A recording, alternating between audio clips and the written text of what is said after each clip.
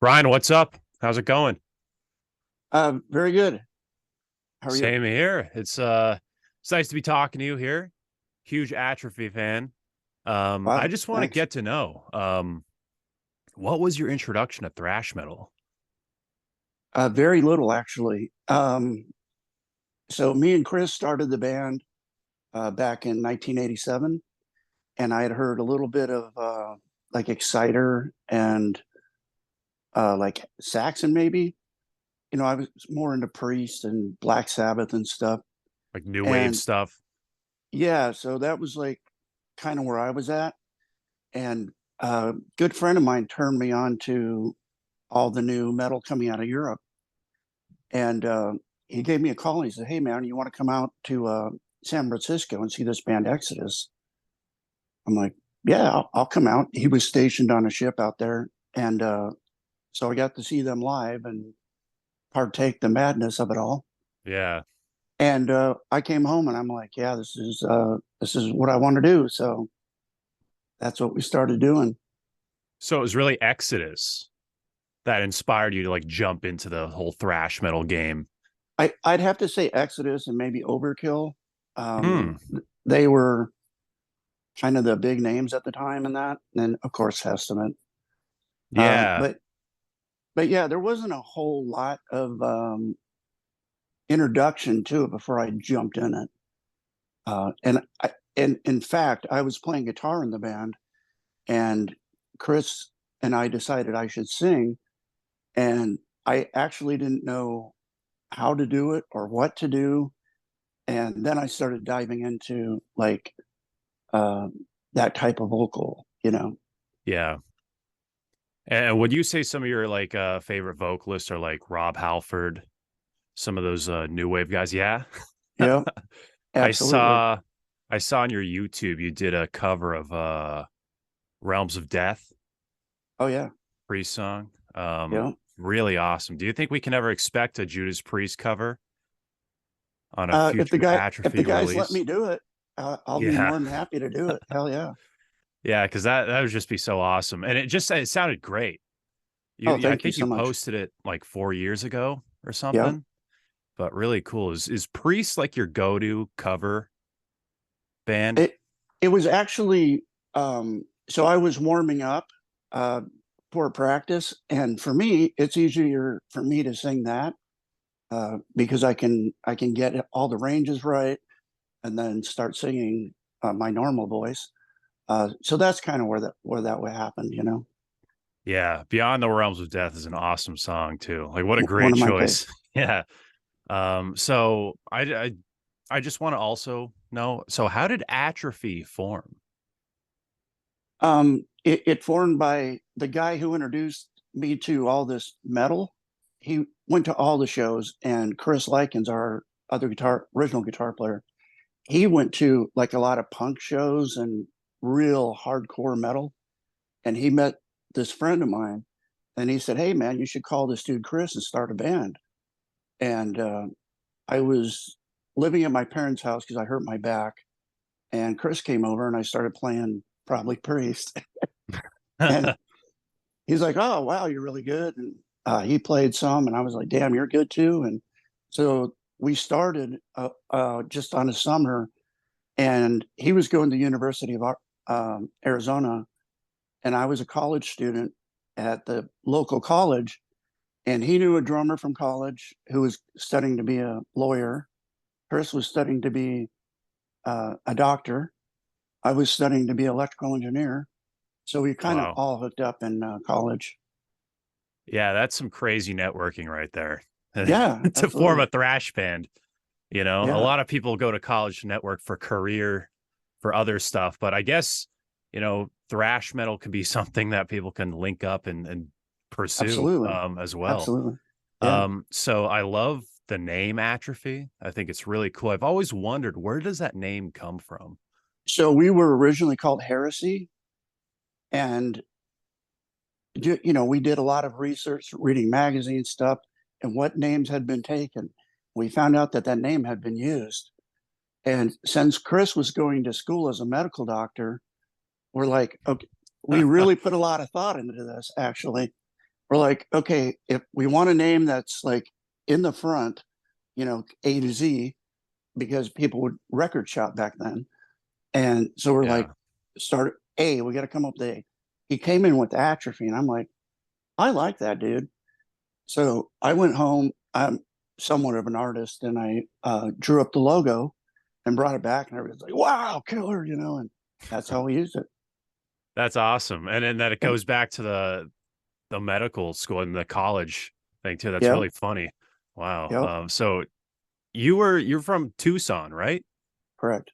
Yeah. So was there even like a Tucson like metal scene back in the 80s, or did you kind of have to make one?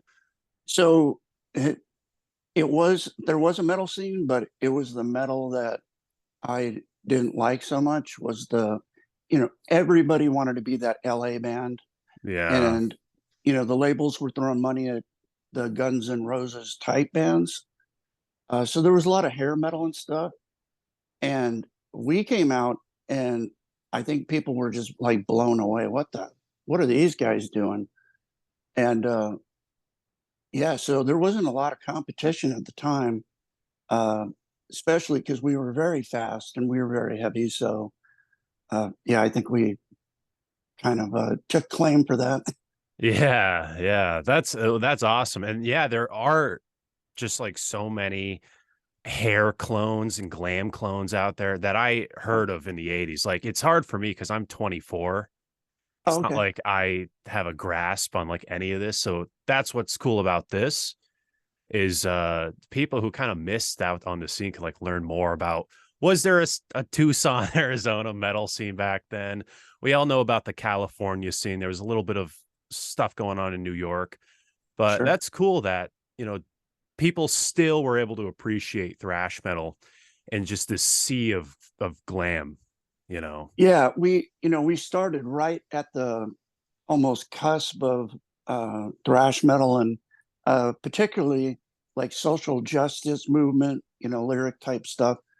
And so there wasn't like I said, there wasn't a whole lot of competition for that. So Yeah.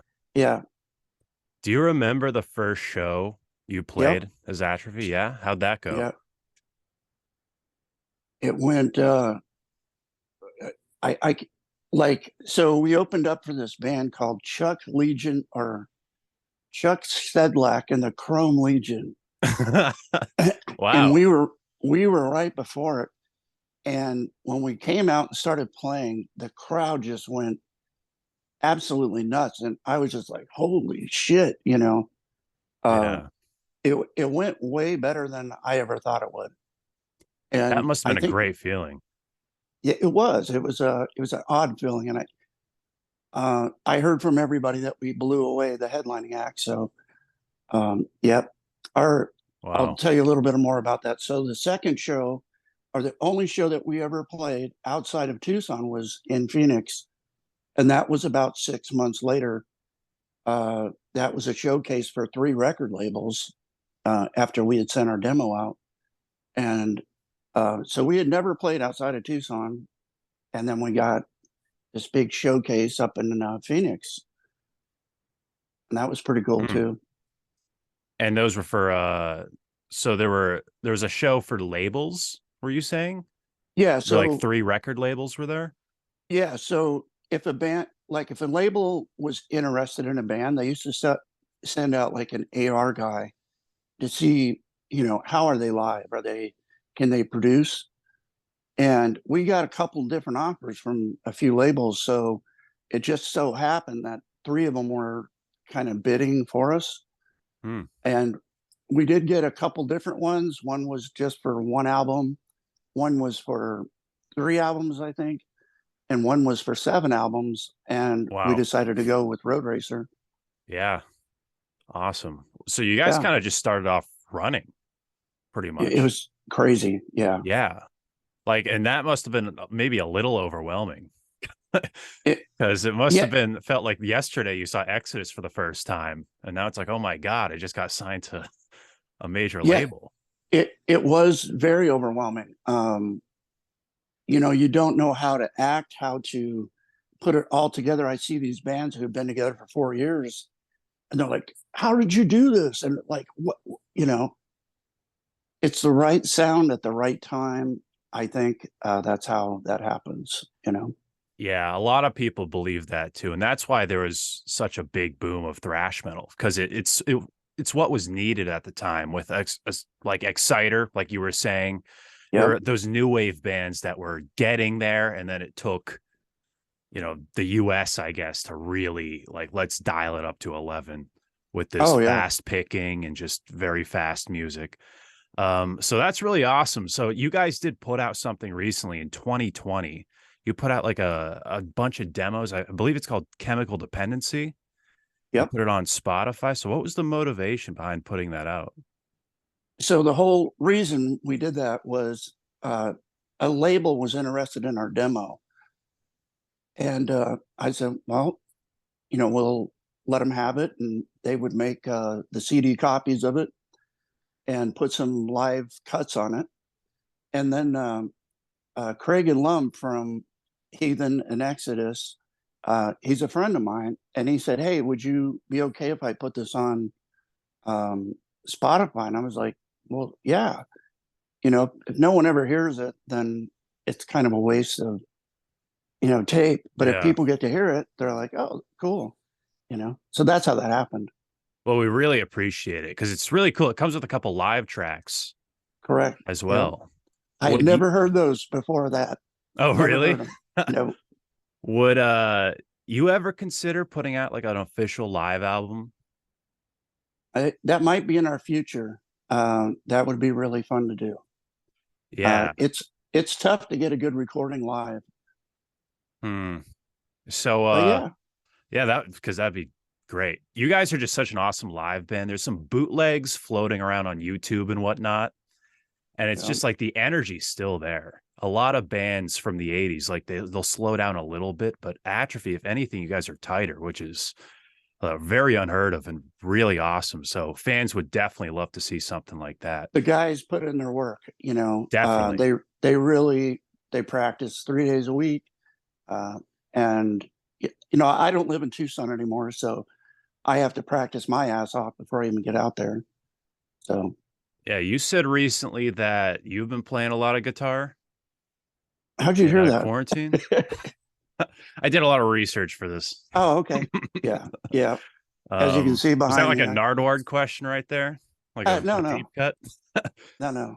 But yeah, so I heard you've been playing a lot in like quarantine and whatnot. Will we ever see the day you play guitar on stage and sing? It it is something that you have to do all the time and do it constantly. And I always say, like, Headfield, people who play guitar and sing, especially at this speed of music, you know, like, take socialized hate, for instance. Throughout our troubling history, man's exploited fellow man, displaying xenophobic fear that's hard to understand. And then riff that out at the same time. Like, it just, my brain doesn't know where to go. So maybe on some songs, yeah, I can play some of the slower stuff, but like the fast shit, oh man, that's tough. Yeah, that's a lot of multitasking, I can I admit. I would love to do it though. Yeah. Absolutely. Now, you were just saying some of the lyrics. So what's the motivation behind writing very socially aware lyrics? The motivation was, social justice has taken a whole new meaning, especially after COVID. Yeah, But when we were doing it, we were like, you look at have you seen the Murdoch trials by chance? I have not, no. Okay. So this is a very, very wealthy man who has blood on his hands. And I just wrote another song. It's called American Dream. And it's about the drug companies who made OxyContin. And they get so many people hooked on this stuff. They lie to the doctors. He gets no jail time. And then a black man or a poor man trying to make a few bucks hustles a tablet or two and he gets 10 years. Like, where's the justice in this? I don't see this fair playing field here. It's, if you got money, you got a free pass. If you don't, you know, I couldn't afford a killer lawyer, Yeah. but it's kind of just the disparage of the what's going on in America. So there's a lot of riches here, but there's a lot of people who don't have. Yeah, unfortunately, it is like a money-based game. Like the pharmaceutical True. companies are untouched. Yep. And it's unfortunate. Like it's a thing that, and it's like the pharmaceutical companies are pretty much invincible. They They can pretty are. much do whatever they want. They It's are. it's a legalized drug business. So It is. it's really unfortunate. Yep. And just like how they'll mark up, prescriptions that people need to live. It's a pill Yeah. that takes, 5 cents to make, and they'll make it like $300. Yeah. Really unfortunate. The Yeah, diabetes drug. I there you mean, go. I understand capital gains. I understand your stockholders, but people who can afford it should pay a good price for it. But I don't know. It just seems like if people need that to survive, you got them by the cojones, man. Yeah, And yeah, it's sad thing. it is. It's not like a TV. It's that people need it to live. So it is Right. really unfortunate. Now Absolutely. was punk ever big in your life? Because that's a very socially aware genre. So you picked up on that. So Chris, like I said, he liked Bad Brains. Um, yes, I did go see DRI, GBH, all these Iagnostic Front, Corrosion Conformity. So I think that bled into, and I do think that, in my own opinion, that thrash originated from punk. At least part of it did. The speed. We took the technical prowess up to a higher level, but I think there's a crossover there for sure. Yeah, and I can totally see that. Even like in California, there was a lot of surf punk bands, Dead Kennedys being one of them, Yep. where Chris was a huge fan. Yep. yeah, and you have some of that alternative picking. Um, Yep. and I think Thrash took some of that with them.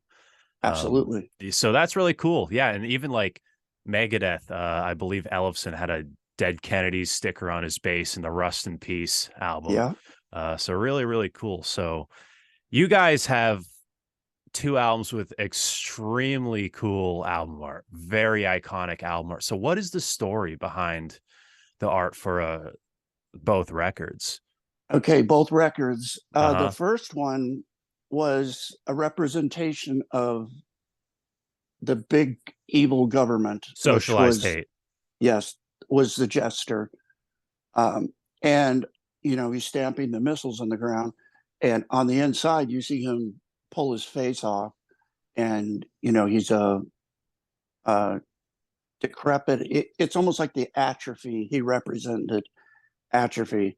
Um, Interesting. anyways, the second one, we had the song Violent by Nature. We had a good suspicion that we were going to be using that as our theme song.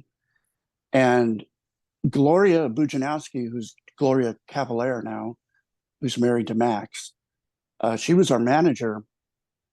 And she suggested that we use Paul Stotler on the second album. And he did the Sacred Reich albums. Mm. And we said, okay, yeah, well, let's give it a try. And he came up with that design. And, we gave him the lyrics. He knew the lyrics. And when I saw it, I was just like, uh, I don't like it. Um, I went to art school when I was younger, so I might be a little bit of a snob. And one of the things they teach you is anatomy. And when you looked at the toes, which was right up front on the album cover, there was a huge space there. Yeah. And I'm like, oh man. But, back then they painted these album covers, and they put a lot of time and work into it. And, it was very graphic. It's very brutal, which we loved. Uh, and we decided to go with it. Since then, I've been told that we got voted one of the worst album covers by a couple magazines for that one. But Wow. yeah, I think if you look on worst metal out or thrash metal albums, I think it we're way up there. That's ridiculous. Oh yeah, Wow. absolutely, Because for me, that's one of my favorite. It's just such an iconic looking the absolutely. mask, even the jester with the missiles, almost like resembling the left and right. Like I think is You got it. so cool. Yeah. Like Yeah. I love that. And I love those little like almost Easter eggs in the art. So we just finished the artwork for the third album, Oh, and really? we've taken a lot of that into consideration. Easter eggs, the all that stuff. So, yep, we Wow. are getting a mix right now, and I got the artwork done, and we have to do the booklet. So probably a little more is going to go into the booklet, little Easter eggs and stuff. Awesome. Are we gonna Yeah. get like a vinyl release? Yep. Cool. Yep. So Vinyls and CD. awesome. Yep. Awesome. Awesome. Is there a working title or a name you can announce here today, or is Uh, that still under wraps? I'm going to keep it under wraps for now, but Okay, like I say, it's done. It's printed, and it within the next month or so, I'll probably announce it. cool. Uh, yeah, I'll send it to you. Yeah, please do. I appreciate it. Yeah, it sucks too because with vinyl, it's like a 6 month wait, It right? is. Yes. Yeah, So that's we've ridiculous. taken that into consideration of when we can expect it to be out. Hmm. Bill's had it for a good 2 months. Uh, Okay. so so I have no idea when it's going to be done on his end, but we have to apply for all these. Getting our money from a German record company has Huh. proven to be a little harder than we thought it was. You have to go to the IRS and you have to have this form. It took us Wow. 1 year to get that form. Jesus. Yep. Cause So I've talked to a couple bands and they'll tell me that, yeah, it took a few months to record the record, and now we have to wait like a year to yep, actually get copies of it. So right, it's so exactly. ridiculous. And apparently artists from like Sony and whatnot can bump smaller artists, They can, which is and so ridiculous. that's what's happening is Beyonce is coming out, so she'll get the record presses, and okay, stop.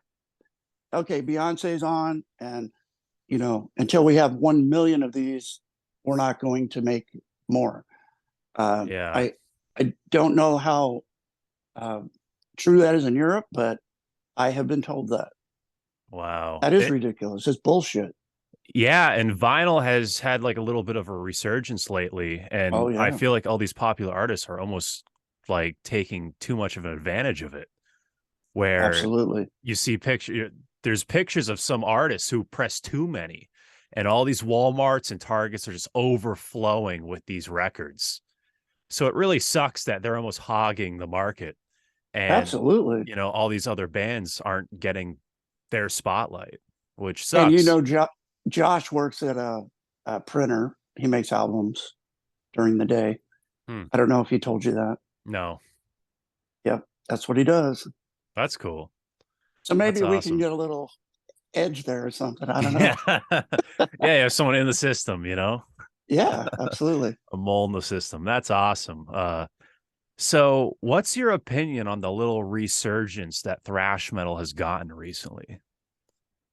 My opinion is it is so well deserved.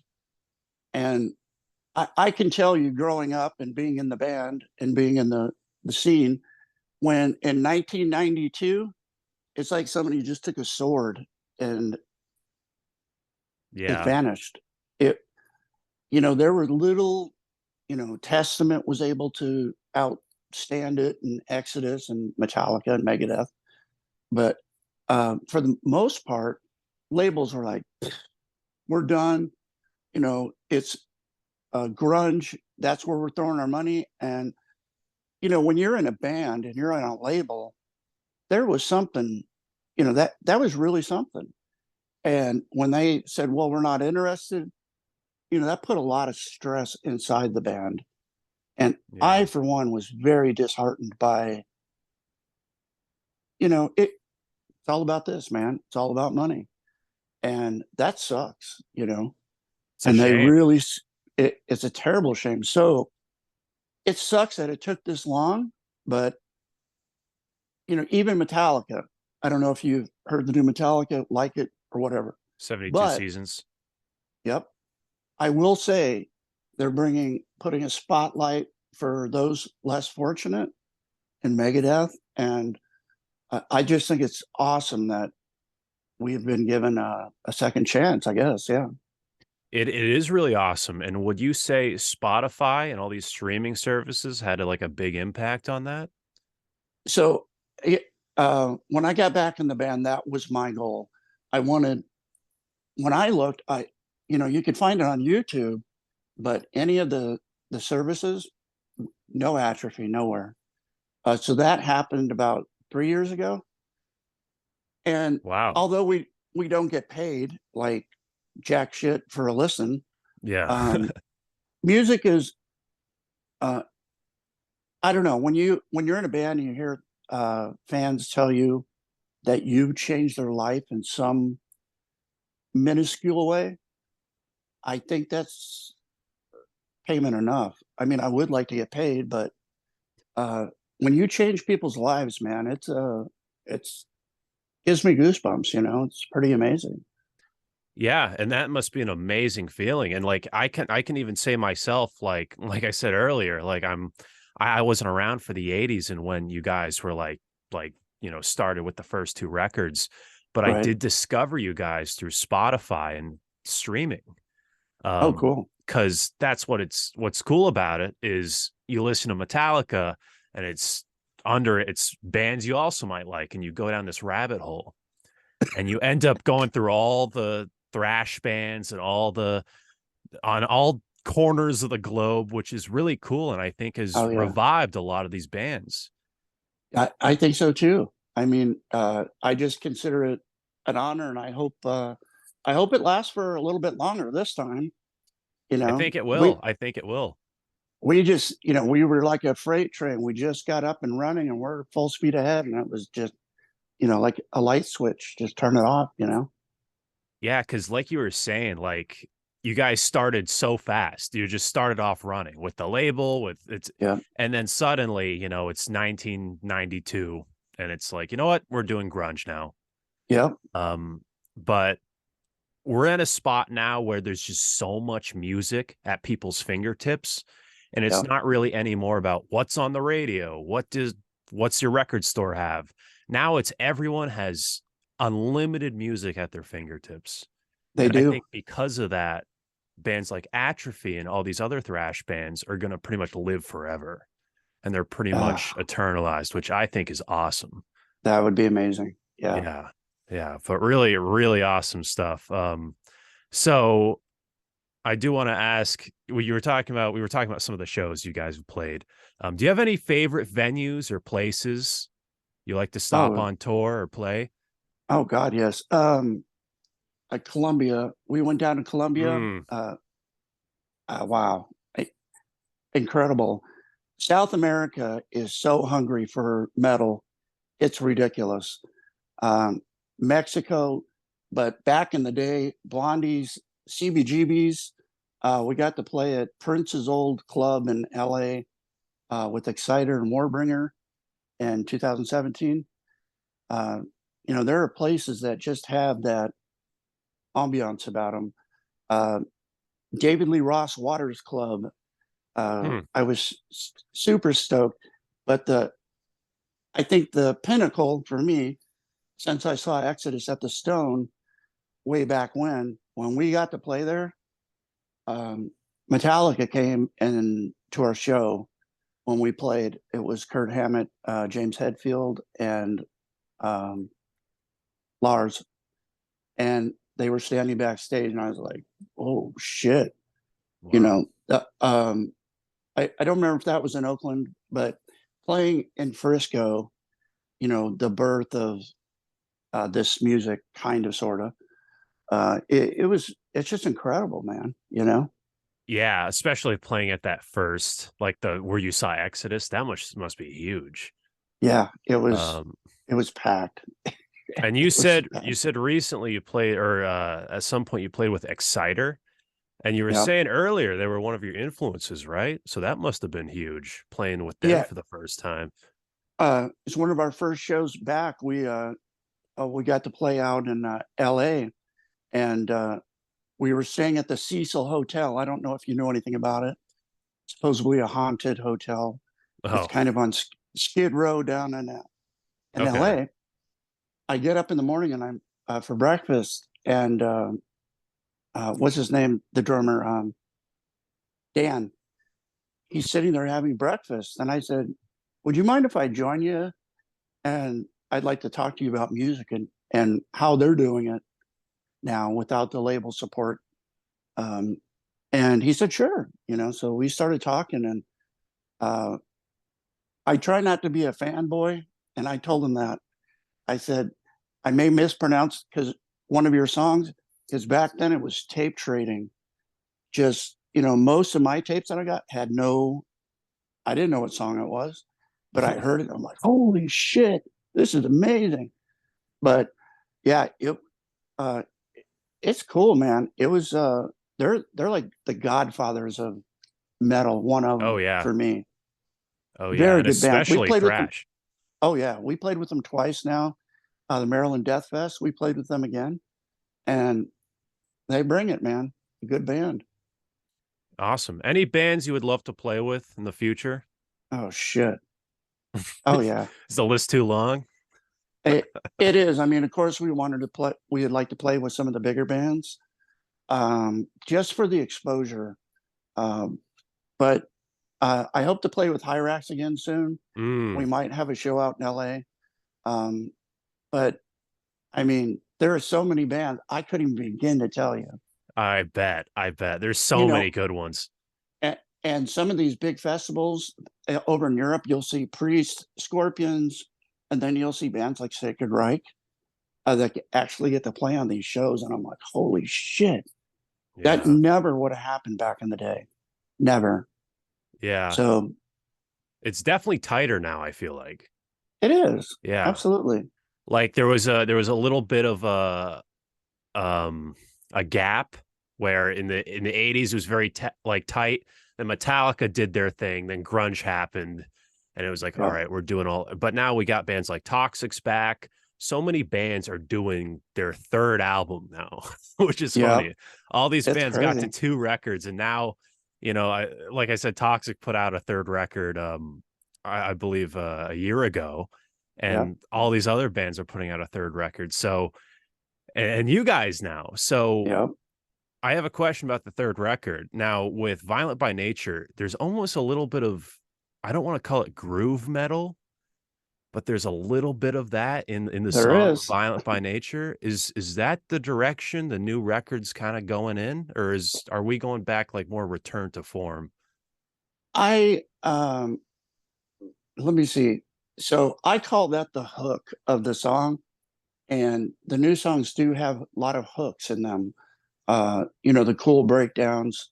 Yeah. Uh, but it's fast. We're still at like 196 beats per minute.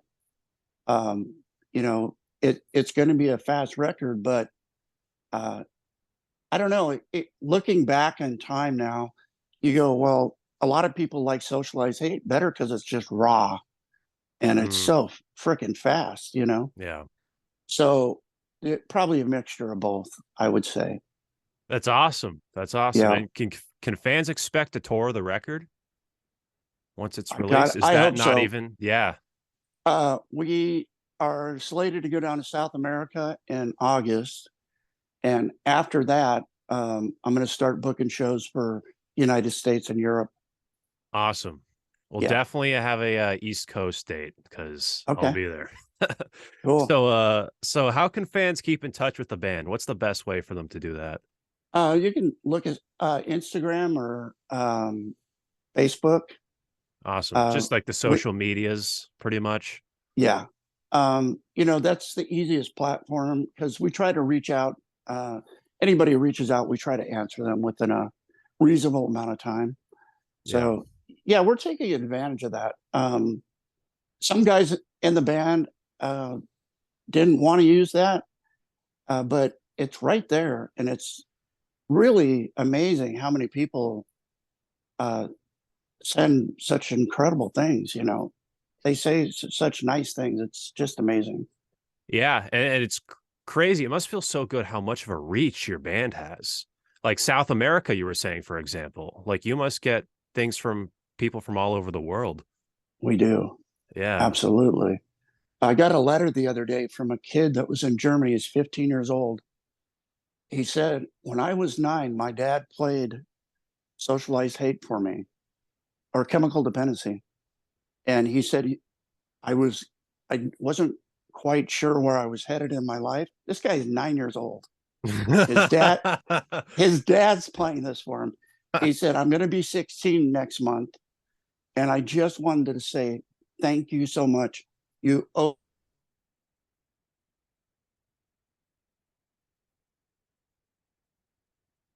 to a new, a lot of people like our lyrics, I guess.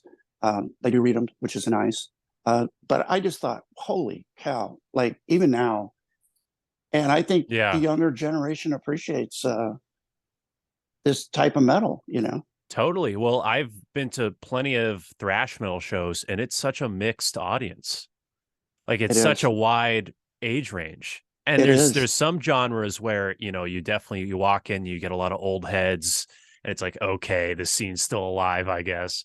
But with Uh, thrash metal, it's a bit of everybody, which is so cool and oh, really yeah. proves to me that this genre isn't just, you know, in the past or it was just a time thing. It's a thing that's going to live on forever. So I think it's really so. awesome. It's really awesome to know that. And it was awesome talking to you, Brian. And thank you so much for coming on.